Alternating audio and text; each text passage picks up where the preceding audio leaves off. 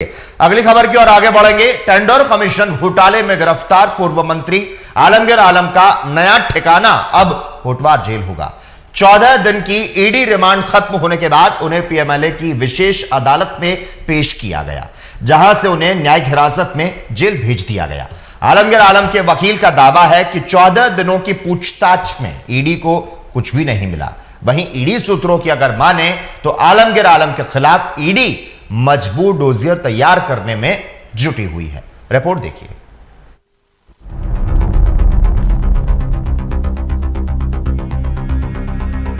Tender घोटाले के आरोपी पूर्व मंत्री आलमगीर आलम की रातें अब होटवार जेल में गुजरेंगी। 14 दिनों की रिमांड के बाद ईडी ने उन्हें पीएमएलए की विशेष कोर्ट में पेश किया, जहां अदालत ने उन्हें न्यायिक हिरासत में भेज दिया। नियमों के मुताबिक ईडी अधिकतम 14 दिनों की ही रिमांड ले सकती है, लिहाजा ईडी के पास और अतिरिक्त रिमांड मांगने का कोई विकल्प नहीं बचा।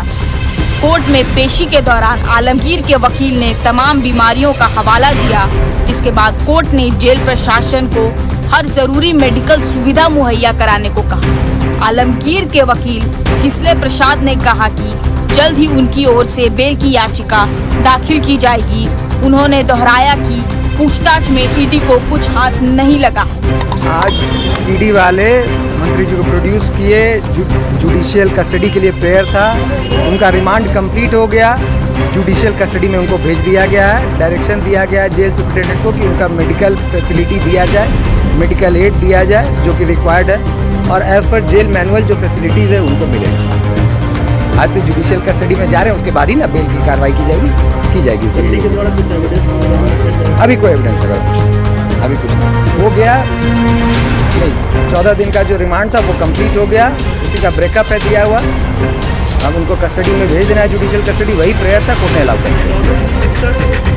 नहीं। वैसा कुछ नहीं, उसका वैसा कहीं कुछ नहीं है, अभी कुछ नहीं है। आलमगीर के वकील भले ही जो कहें, लेकिन ईडी की ओर से लगातार कई बड़े खुलासे हुए हैं। ईडी सूत्रों ने आलमगीर आलम को टेंडर और कमीशन घोटाले का किंगपिन बताया है। बीते दिनों ही ईडी ने आलमगीर आलम के ओएसडी रहे संजीव लाल और उसके नौकर के घर से मिले एक्सेल शीट कोर्ट में पेश किया था, जिसमें कोडवर्ड में कमीशन की हिस्सेदारी का कच्चा चिट्ठा दर्ज था। इसी एक्सेल शीट के आधार पर ग्रामीण विकास विभाग के पूर्व सचिव मनीष रंजन को ईडी ने समन भेजा। 28 मई को ईडी ने मनीष से पूछताछ की और 3 मई को दोबारा अपनी चल अचल संपत्ति का ब्यौरा लेकर बुलाया।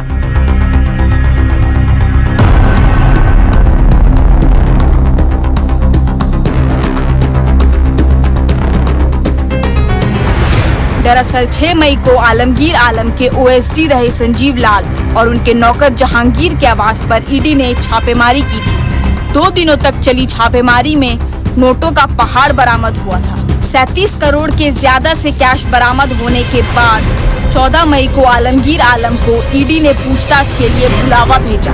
2 दिनों की पूछताछ के बाद 15 मई को उन्हें गिरफ्तार कर लिया गया। ईडी ने कोर्ट से पहले 6 दिन, फिर 5 दिन और उसके बाद 3 दिनों की रिमांड ली। 14 दिनों की रिमांड के बाद उन्हें जेल भेज दिया गया। Bureau report, TV45।